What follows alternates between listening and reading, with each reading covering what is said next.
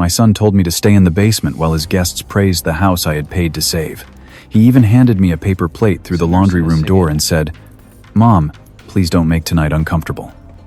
What he didn't know was that the guest of honor upstairs still remembered exactly whose hands had kept that hospital running 22 years ago. I was sitting on a metal folding chair beside the washing machine when he said it. The basement smelled faintly of detergent, old cardboard, and the lemon polish Claire had sprayed through the upstairs hallway that afternoon. Above my head, I could hear music playing softly, the kind of piano music people use when they want a room to feel more expensive than it is. Glasses clicked. Women laughed in careful little bursts. Men spoke in the confident voices of people who had never wondered whether a bill would bounce. And every few minutes, I heard somebody compliment the house. "Andrew, this place is beautiful. You and Claire have done so well. This is what hard work looks like." I sat there with my hands folded in my lap, staring at the paper plate my son had given me. There was a small scoop of pasta salad, 2 slices of turkey rolled up like a child's lunch, and a corner of cake that had been cut badly, probably from the piece no one upstairs wanted. He had even set a plastic fork on the plate like that made it kinder. Andrew had come downstairs only 10 minutes earlier. He was wearing a navy suit I had helped pay for, though he would never have said that out loud. His hair was combed perfectly. His shoes shone under the basement light. He looked like the kind of man people trusted with charity money. For a second, when I heard him on the stairs, I thought he had come to bring me upstairs. I had dressed for the dinner. Not fancy, because I did not own fancy anymore, but clean. I wore my cream cardigan with the pearl buttons, my dark skirt, and the orthopedic shoes Claire hated because they squeaked on polished floors. I had even put on lipstick in the tiny bathroom off the laundry room, leaning toward the mirror the way I used to before night shift. When Andrew opened the door, he did not look at my face first. He looked at my shoes, then at the cardigan, then at the paper napkin in his hand. "Mom," he said softly, the way people talk when they want cruelty to sound reasonable. "Tonight is important." I smiled because mothers do that before they understand they are being hurt. "I know," I said. "I'm proud of you." His mouth tightened. "Not much. Just enough. Claire and I think it would be better if you stayed downstairs for a bit." I thought I had misheard him. There are sentences so ugly your mind tries to dress them in something else before letting them in. "Downstairs?" I asked. "Just until the speeches are over." He glanced back toward the staircase as if someone might catch him speaking to me. "There are hospital board members here, major donors, people who don't really know the family. Claire has everything planned. We don't want too many distractions." Distractions. That was the word he chose for the woman who had once worked 16 hours with swollen feet so he could go to a private math camp he later claimed changed his life. I looked past him toward the stairs. Warm light spilled across the top step. I could smell roasted chicken, butter, and wine sauce. I could hear Claire laughing, bright and polished, telling someone, "Andrew has always been so disciplined. He built everything from nothing." Everything from nothing. I looked back at my son. "Andrew," I said carefully, "I live here." He flinched like I had said something rude. "Of course you do, Mom. Nobody said you don't. But you know how you get overwhelmed in crowds." I did not get overwhelmed in crowds.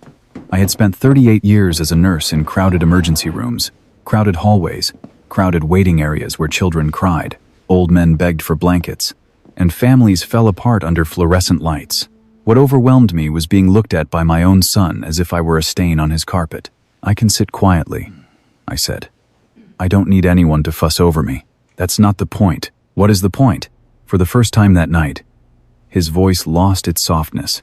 "The point is that I need this evening to go smoothly." Then he seemed to remember himself.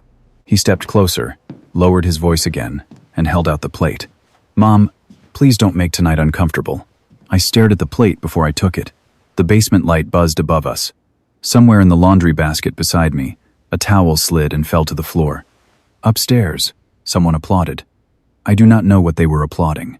Maybe Andrew had walked into the room. Maybe Claire had announced the silent auction. Maybe one of the donors had raised a glass to the Brooks family and their generosity. I took the plate because my hands needed something to do besides shake. Andrew exhaled like I had finally become reasonable. "I'll come get you later," he said. That was another lie. But at the time I still wanted to believe my son had limits. He started back up the stairs, then paused halfway. "And Mom?"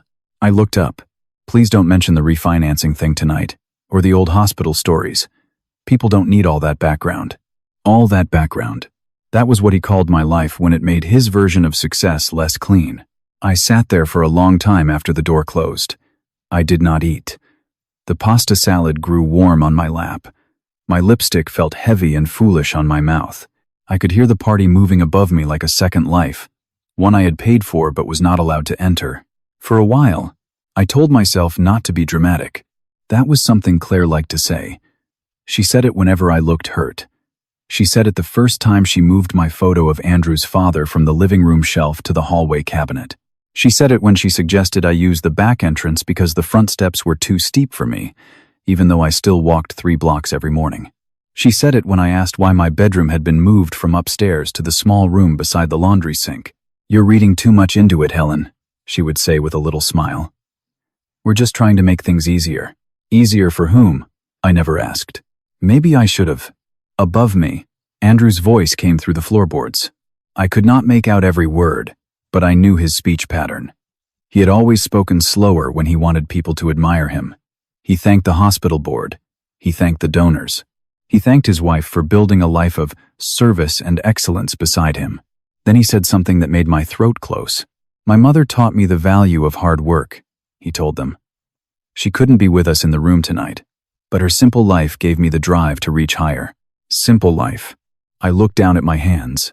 The veins were raised now. My knuckles were thicker than they used to be. There was a pale mark on my ring finger, where my wedding band had been for nearly 40 years before I sold it. Not because I wanted to. Because Andrew had called me one winter morning 7 years earlier with panic in his voice, saying the bank was about to take the house, saying Claire was pregnant, saying he did not know what to do. I remembered standing in my kitchen, still in my nurse's shoes after a 12-hour shift, listening to my grown son cry like the little boy who used to wait for me in the hospital break room with a vending machine cookie in his hand. Back then, I did not ask whether helping him would make me invisible later. I only asked how much he needed. A burst of applause came from upstairs, loud, admiring. I closed my eyes. For 1 second, I almost stood up. I almost carried that paper plate upstairs, walked into the middle of Claire's perfect dinner, and told every person in that room exactly what kind of discipline had built this house. But mothers are trained by love to protect their children, even when their children are the ones holding the knife. So I stayed seated. I set the paper plate on top of the dryer. I folded my hands again, and I waited in the basement of the house I had saved, listening to strangers applaud my son for surviving without ever mentioning the woman he had buried beneath his success. People like to talk about sacrifice as if it is one beautiful moment. It is not. Sacrifice is usually quiet, repetitive, and ugly in small ways. Nobody photographs. It is eating toast over the sink because you have 12 minutes before your second shift.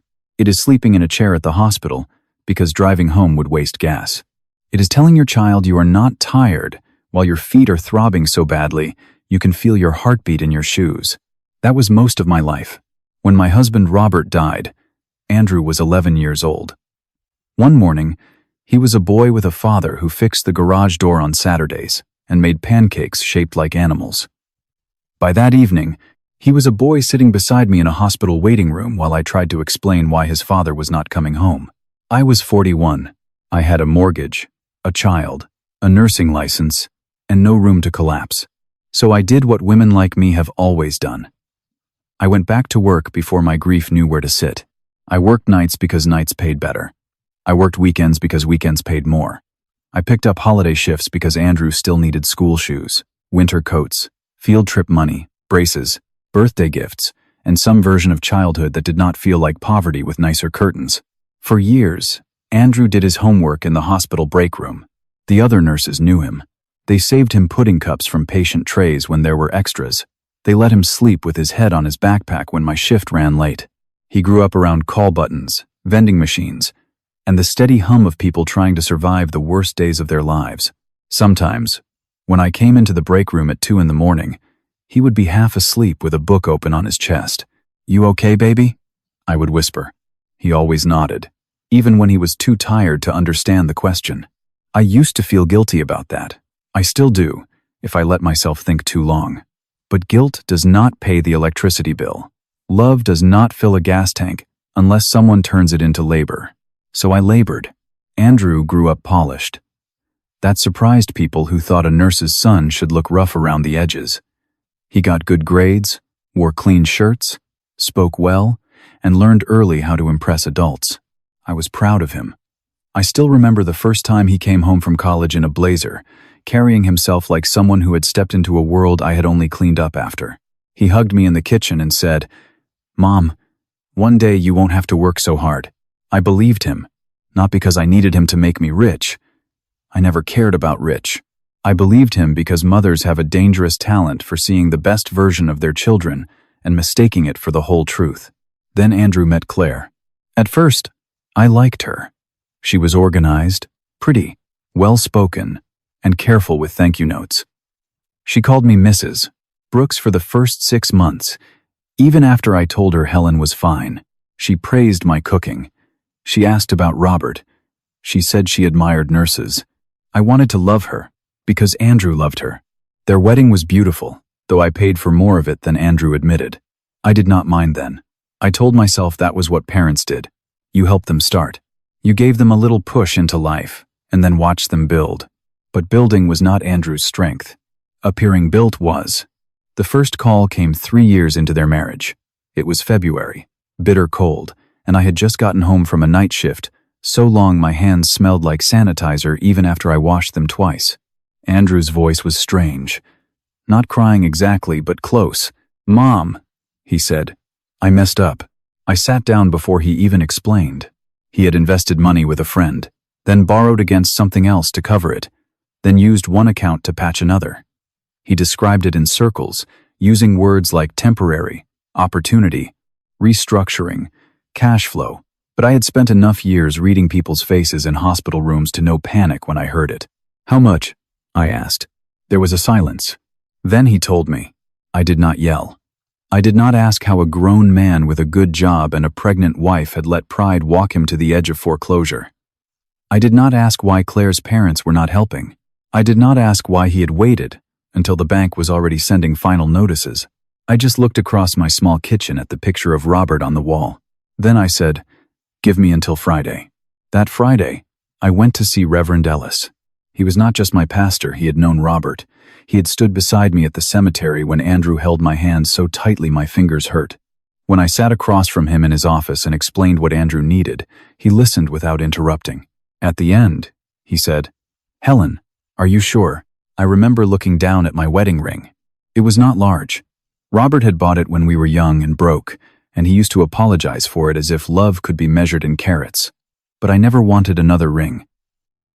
That one had held dishes, babies, medicine cups, grocery bags, Robert's hand, and later nothing at all. "No," I told Reverend Ellis. "I'm not sure. I'm his mother." That was the answer I had for everything then. I sold the ring. I emptied a retirement account that was not large enough to retire on anyway. I refinanced my own little house and gave Andrew the money he needed to stop the bank from taking his. He cried when I handed him the cashier's check. Real tears, I think. He held my shoulders and promised me he would make it right. "Mom, I swear," he said. "This is the last time you'll ever have to rescue me." Claire cried too. She hugged me in their front hallway and said I was an angel. She said when the baby came, she wanted the child to know what kind of grandmother I was. She even framed a photo of me and put it in the living room. For a while, I thought the crisis had brought us closer. That is how slow disrespect works. It does not arrive wearing its real face. First, they invited me over often, then only when they needed something. Then Claire began correcting small parts of me with a smile. My shoes were too loud. My cardigan looked very practical. My stories from the hospital were a little heavy for dinner. If I brought a casserole, she transferred it to one of her dishes before guests saw it. Andrew did not defend me.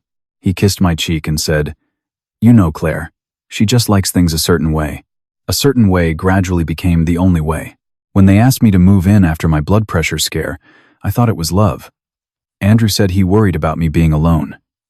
Claire said the house had plenty of space. They gave me the upstairs guest room at first, the one with morning light and a view of the maple tree. 6 months later, Claire needed that room for entertaining flexibility, so I moved downstairs. Not to the basement at first, to the little room off the laundry area, the one they called cozy because calling it small would have sounded cruel. They said the bathroom was closer. They said stairs were dangerous. They said it was temporary. Temporary has a way of becoming permanent when the person affected is too tired to argue. I told myself I was lucky. I had a roof. I had family. I had a son who brought me groceries when he remembered. I had a daughter-in-law who spoke softly, even when her words left bruises. Then came the charity dinner. Claire spent 3 weeks preparing for it. Florists came. Caterers came. A rental company delivered chairs nicer than any I had ever owned. Andrew walked through the house on phone calls, saying words like donor confidence and community leadership. Not once did he ask if I wanted to attend. The morning of the dinner, I came upstairs with my coffee and saw my old framed nursing certificate missing from the hallway wall. In its place was a black and white photograph of Andrew shaking hands with a hospital executive. I stood there longer than I should have. Claire came around the corner carrying a box of candles. "Oh," she said brightly, "I put your certificate somewhere safe." It didn't really match the tone. The tone. That evening, sitting in the basement with Andrew's paper plate cooling beside me, I understood what the tone was. The tone was a house without evidence of me. Upstairs, someone tapped a glass, and the room quieted. Andrew began another part of his speech, clearer this time, because he had moved closer to the vent above the laundry room. "I believe service is not about recognition," he said. "It's about giving quietly, building quietly, and lifting others without needing credit." The applause that followed was soft at first, then full. I looked at the empty place on my finger, where Robert's ring used to be. For the first time that night, I did not feel hurt. I felt something colder, because my son had not just hidden me from his guests. He had taken the language of my life and used it to introduce himself. I do not know how long I sat there after Andrew said those words. Time feels different when you are being erased. A minute can stretch until it feels like a hallway you cannot reach the end of. I watched the dryer light blink. I listened to the soft thump of someone walking across the dining room above me. I heard laughter rise and fall through the vents. Then I heard a new voice. It was lower than Andrew's, older, steady, in a way that made the room upstairs quiet down around it. I could not make out every word at first, but I heard Andrew say the name, Dr. Whitaker. "We're honored you could make it."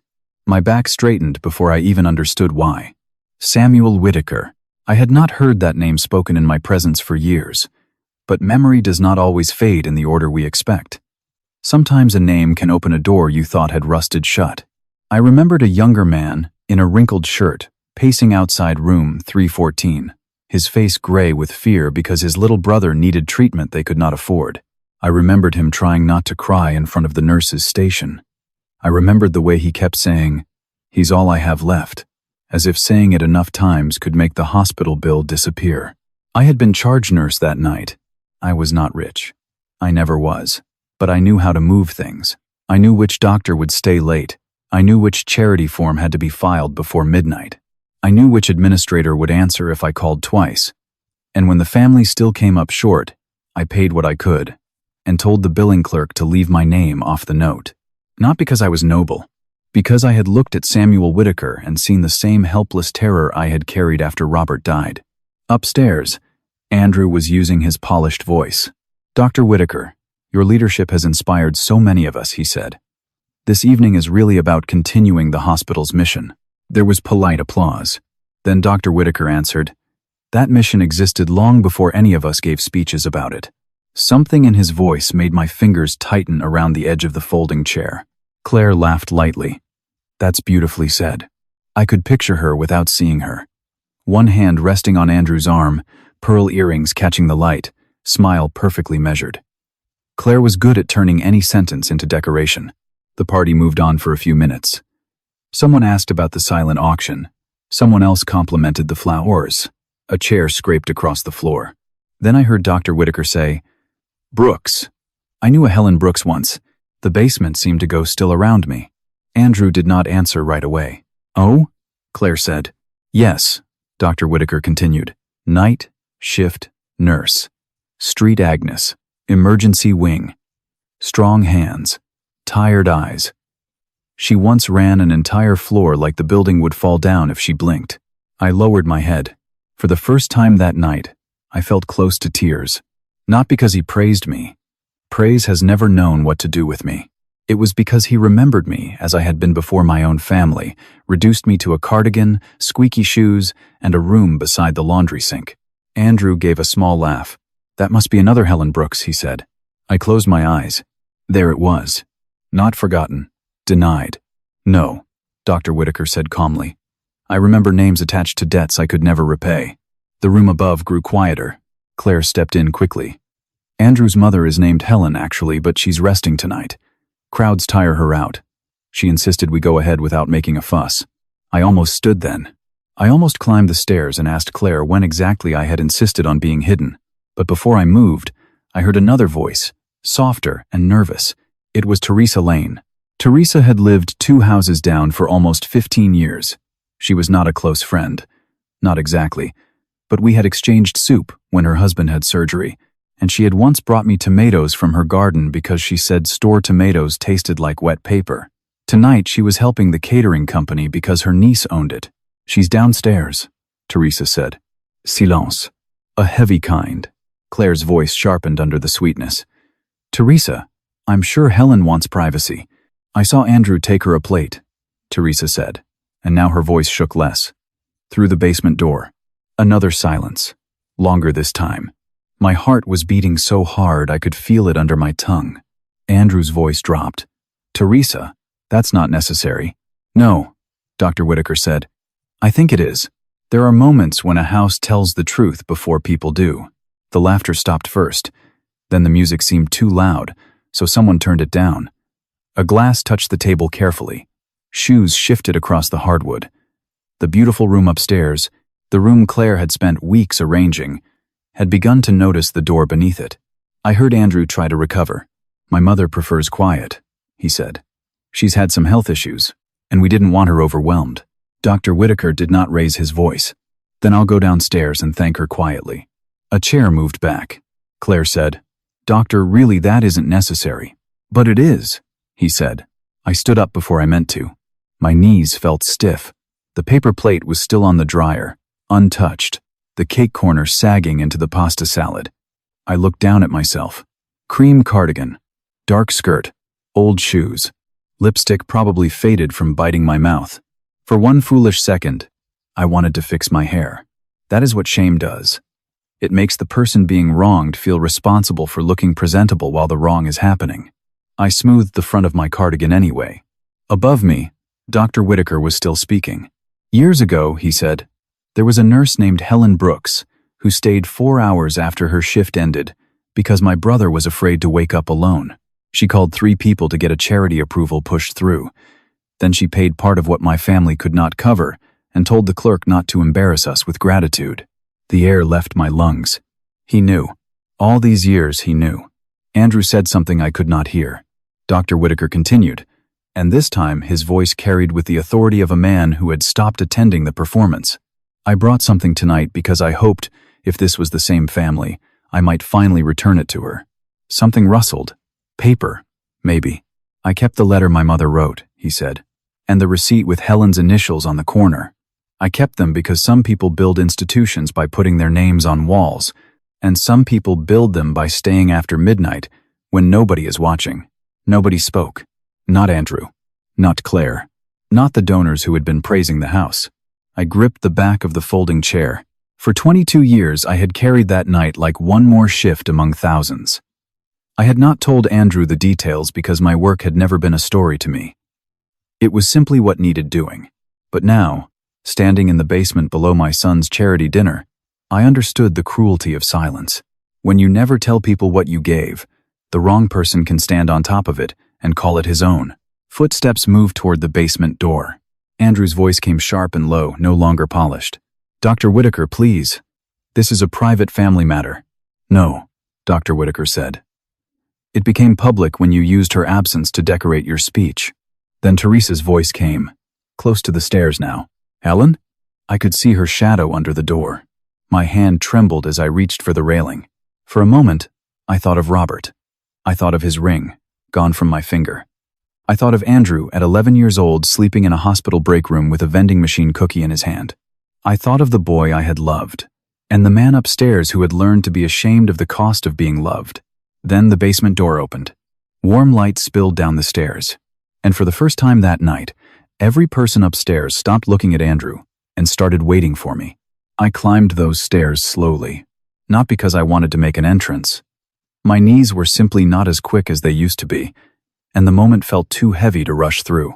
Every step seemed to carry a different version of me upward. The young wife who had once believed Robert and I would grow old in a small, quiet house together.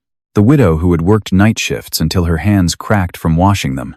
The mother who had sold her ring and told herself love did not need witnesses. At the top of the stairs, Teresa stood to one side with her hand still on the door. Her eyes were wet. The room was beautiful. Claire had done that much well. White flowers on the mantel, candles floating in glass bowls, silver trays on the buffet table. Donors and hospital board members stood with plates in their hands, their faces caught between politeness and discomfort. They looked at me, then at the basement door behind me, then at Andrew. That was when I understood how powerful a simple staircase could be. A few minutes earlier, I had been hidden below them. Now everyone had to watch me come up. Andrew moved toward me quickly, smiling too hard. "Mom," he said, "there you are. We were just saying you needed rest." I looked at him. There are moments when a child's face becomes two faces at once. I saw the grown man in the navy suit, polished and afraid.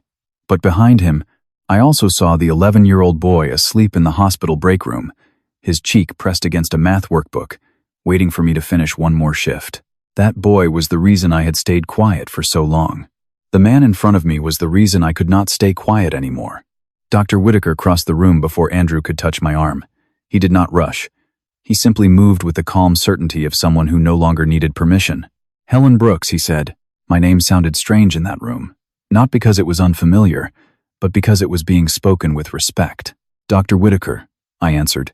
He smiled, and for 1 second I saw the younger man from the hospital hallway, the one who had been too frightened to sit down. "I owe you a thank you that is 22 years late," he said. I shook my head out of habit. "You don't owe me anything. That is exactly what you said back then." A few people gave a soft, uneasy laugh, not because it was funny, but because the room needed somewhere to put its shame. Andrew cleared his throat. "Doctor, my mother was a nurse, yes. She helped many people. We're all proud of that." The word proud landed badly. Dr. Whitaker turned to him. "Then why was she downstairs with a paper plate?" No one moved. Claire's face tightened, but she recovered quickly. "This has been misunderstood. Helen sometimes prefers a quieter space. We were trying to be considerate." Teresa spoke before I could. "She did not prefer it," she said. "Andrew told her to stay downstairs. I saw him give her the plate." Claire looked at Teresa like she had slapped her in public. "Teresa," she said, her voice low, but Teresa only took a breath and continued. "I also heard him tell her not to mention the refinancing. I didn't know what it meant, but I know what I heard." That word changed the room. Refinancing. Andrew's jaw tightened. Dr. Whitaker looked at me, not at him. "Helen, do you want to sit?" Before I could answer, he turned to one of the caterers and said, "Please bring Mrs. Brooks a proper chair." Mrs. Brooks. Not Mom. Not Andrew's mother. Not the woman downstairs. Mrs. Brooks. A young man brought one of the dining chairs from the long table. He placed it near the center of the room, not hidden beside a wall, not near the service hallway. In the middle, where everyone could see. I sat because my legs were beginning to shake.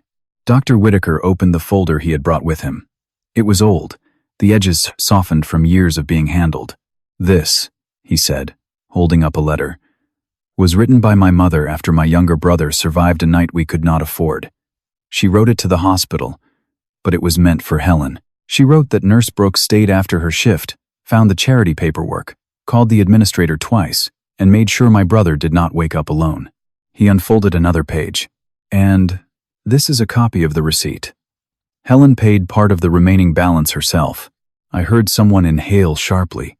Andrew looked around as if searching for a friendly face, but admiration is a fragile thing when built on borrowed sacrifice. Dr. Whitaker continued, "I came tonight because Andrew's invitation said this dinner was about honoring quiet service. I thought if he was Helen's son, then perhaps this house had been shaped by the same kind of service I remembered." He paused. Now I see it was. Just not in the way he presented it. Claire stepped forward. This is inappropriate. We invited you to support a hospital initiative, not to interrogate our family. No, Dr. Whitaker said. You invited me into a room where a woman's life was being used as decoration while the woman herself was hidden under the floor. The sentence fell clean and hard. Nobody applauded. It was not that kind of moment. Andrew's face had gone pale under the warm lights. Mom, he said quietly, turning to me now that the room had turned. Please, this is getting out of hand. I almost laughed. Not because anything was funny, because he was still asking me to make myself smaller so his life could remain comfortable. At that moment, Reverend Ellis came through the front door. I did not know Teresa had called him. Later, she told me she had stepped outside during Andrew's speech because something felt wrong and asked him to come if he could. He was still wearing his old gray coat, his Bible tucked under one arm, his expression grave. Helen, he said softly when he saw me. Something in me nearly broke at the kindness of being seen by someone who had known me before I became a problem in my son's house. Andrew muttered, "This is ridiculous." Reverend Ellis looked at him. "No, Andrew. What's ridiculous is letting people praise you for a house your mother nearly bankrupted herself to save." The room shifted again. There it was. The truth Andrew had warned me not to mention. Reverend Ellis did not raise his voice. He did not need to. I was there when Helen came to my office. I watched her twist her wedding ring around her finger while she tried to decide whether to sell the last thing Robert had given her. I asked if she was sure. She said no, but she was your mother. My hands closed around each other in my lap. I had forgotten saying that.